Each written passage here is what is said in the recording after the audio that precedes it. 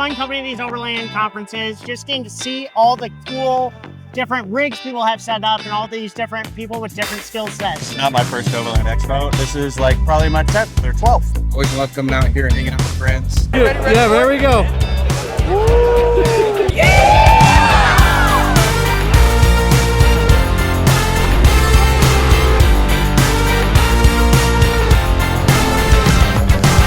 So we're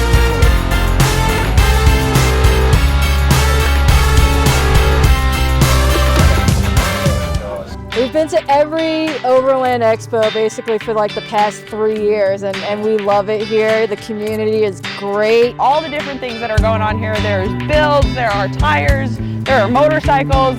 The options are endless. I came all the way from LA to come to this. All right, so have a good day.